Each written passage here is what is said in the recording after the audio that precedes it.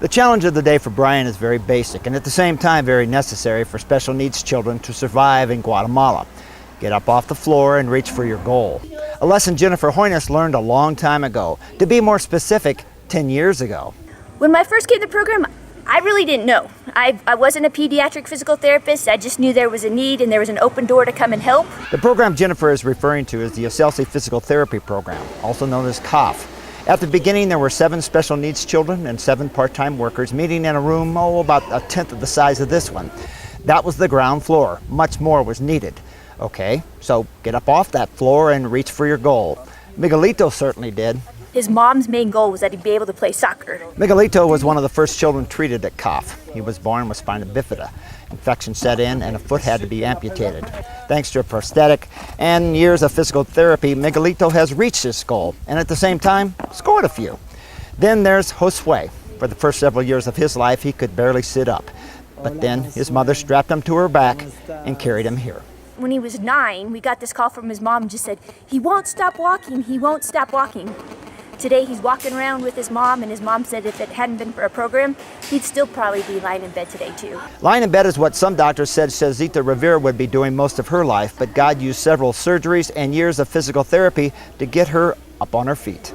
A few years ago, those feet brought her to COF, where she spends her time giving children the same kind of physical therapy she received. Giving back is the way she puts it. It's like if this place was just custom made for me, because I get the chance to work with people, to serve the Lord, and to be able to serve with the gifts He gave me. The same gift God has given others here at COF. Take Tashi, for example, Brian's therapist. She, like Sandra, is living the dream. They were wanting always to study, but they didn't have the opportunity. And with COF, they've been able to learn some skills that I think they never knew that they would have. That's always been the plan at COF, to train others, in particular to train Guatemalans to help Guatemalans. And recently we've been working with the Department of Education to see if we can't create a diploma for our workers so they can work outside of ASELSI. A necessary step when you consider many disabled people in this area can't make the trip to Chichicastenango. Hey, everyone needs a hand sometimes. COF certainly does. If you want to find out how you can help this program, please check out the ASELSI website. Tomasa is certainly checking out the few feet in front of her. Like Brian, she's learning what it takes for a person with special needs to survive in Guatemala.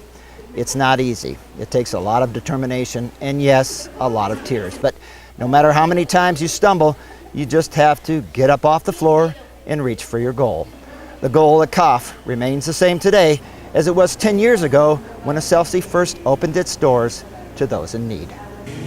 I just was breaking down in tears seeing the joy of the parents, what could be done in just a little bit of training by local workers, the love that the people had for one another, and I realized this was something that God could use to change people's lives, both physically and spiritually.